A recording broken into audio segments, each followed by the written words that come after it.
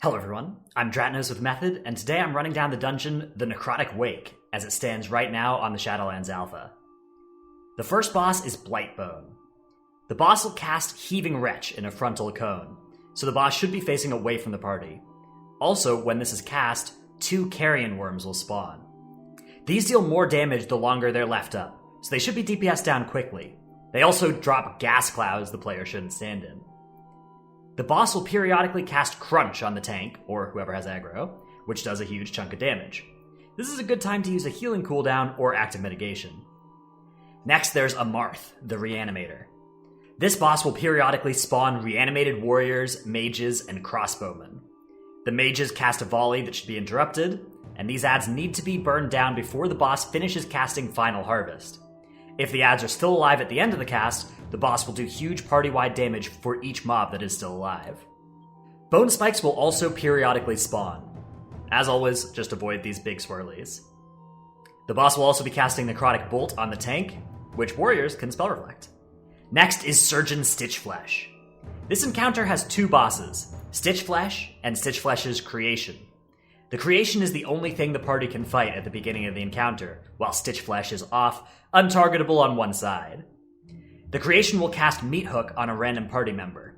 If that party member can stand in front of Stitchflesh and then move before the hook hits them, it will then hit Stitchflesh instead and pull him down to the rest of the party so he can now be DPS'd.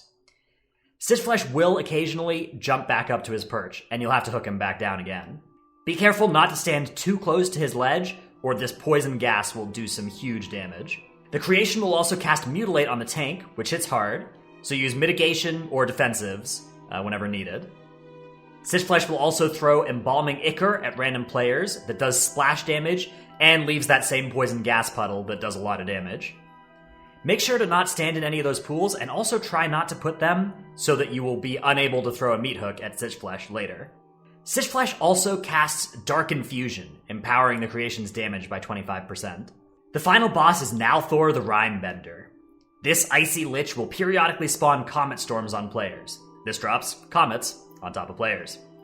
They must constantly kite away to avoid being hit, and the damage increases over multiple hits. This can very easily one-shot players who don't move, and there's not even really enough time to get any casts off while this is channeling. The boss will also cast Frozen Binds, which will prioritize ranged players if any are eligible targets. This immobilizes them and deals some AoE damage in a huge area. It can and should be dispelled, but you need to get everybody else out of the big blue circle first to avoid the damage when it does get dispelled. Nalthor will occasionally shield himself with Icebound Aegis. While this shield is active, he'll pulse damage to the entire party, so players want to get through this quickly before the healer is overwhelmed. Throughout the fight, DPS players will be sent away from the boss due to Dark Exile. They'll be put on a long platform where they have to run the gauntlet, dodging comet storms and blizzards, and then killing an ad at the end of the platform. Once it's dead, a Valkyrie will spawn, and they can fly back to the boss. If a DPS is dead, this can be cast on the healer, so it's important to use combat reses before the Dark Exile happens. The boss will also cast Icy Shard on the tank. This hits hard, so it's a good time for defensives or active mitigation. So that's the dungeon as it stands right now. I've been Dratnos with Method, and thanks for watching.